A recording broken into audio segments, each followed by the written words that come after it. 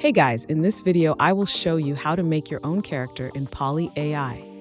All right, let's begin. First, open any type of preferred browser on your PC and search for polybuzz.ai.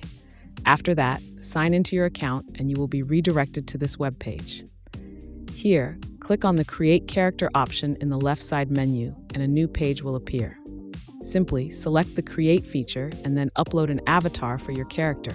You can do that by clicking on Upload at the top and then selecting Upload again.